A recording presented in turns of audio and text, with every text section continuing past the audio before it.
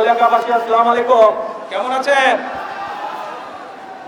এই যে এখানে এতক্ষণ কি করলাম জানেন? কি করলাম বলেন তো? আপনাদের বগুড়াবাসী, বিশেষ করে বগুড়া শহরের মানুষের বহুদিনের একটি আশা ছিল, বহুদিনের একটি প্রত্যাশা ছিল যে বগুড়া শহরটি একটি সিটি কর্পোরেশন হবে। আমরা 2001 সাল থেকে এটির কাজ শুরু করছিলাম। নর্মালি সিটি কর্পোরেশনের যে সকল সুযোগ সুবিধা থাকে আপনারা দেখেছেন 2001 থেকে 2006 সাল পর্যন্ত আমরা ধীরে ধীরে সেইগুলোর ম্যাক্সিমাম, বেশিরভাগ যেগুলো সুযোগ সুবিধা থাকে একটি সিটি কর্পোরেশন হলে সেই সুযোগ সুবিধাগুলো আমরা গড়ে তুলেছিলাম।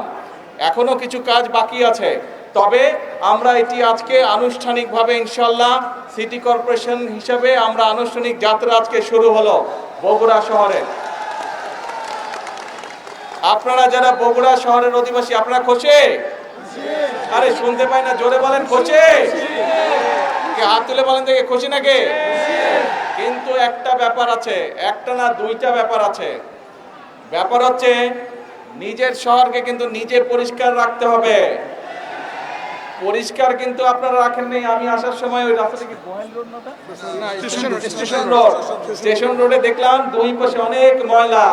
আমি প্রশাসনের সাথেও কথা বলেছি, কিন্তু প্রশাসনেরটা করবে, কিন্তু নিজের ঘর তো নিজেকে পরিষ্কার রাখতে হবে, তাই নয় কি? হ্যাঁ, এখন সেটা স্টেশন রোড হোক, গোহাইল রোড হোক, বনানী মাটিডালি হোক, ভিতরের রাস্তাগুলো হোক, যারা এই সিটি কর্পোরেশনের মানুষ, যারা সিটি কর্পোরেশন আপনারা বাস করবেন, আমাদের নিজেদের শহরের যত্ন আমাদেরকে নিতে হবে, তাই তো? আমরা সবসময়, আপনারা বলেন যে বগুড়াকে, আপনারা বগুড়া শহরকে একটা মডেল টাউন হিসেবে গড়ে তুলবেন, কিন্তু মডেল টাউন করতে গেলে তো শুধু সরকার একা পারবে না।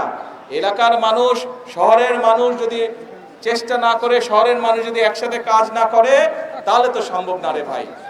আপনারা এখানে অনেকে ছোট ছিলেন, দেখেন নাই, আজ বড় হয়েছেন, কিন্তু মুরব্বী যারা আছে তাদেরকে জিজ্ঞেস করবেন 1 থেকে 6 পর্যন্ত আমরা কিভাবে মোটামুটিভাবে শহরে বহু কাজ করেছিলাম। সেই পানি আটকে যেত, সেইগুলোর কাছ থেকে শুরু করে, ড্রেনের কাছ থেকে শুরু করে, বিভিন্ন রাস্তাঘাটের কাছ থেকে শুরু করে, ওই যে ইয়েটা কি জানি, ওই যে নাইট্রো থাকতো,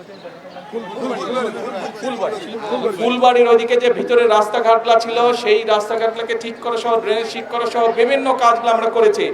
এই দুই পাশে করতর, ওই পাশে যে ব্রিজগুলো ছিল, আগে ছিল একটা ব্রিজ, আপনাদের এই বিএনপি সরকারে কিন্তু 6টা না এক্সট্রা আরো 6টা ব্রিজ আমরা তৈরি করেছিলাম। কিন্তু এই সবগুলাই আরো কাজ করা যাবে, কিন্তু আপনারা যদি যত্ন নেন, যত্ন নিতে হবে, পারবেন তো?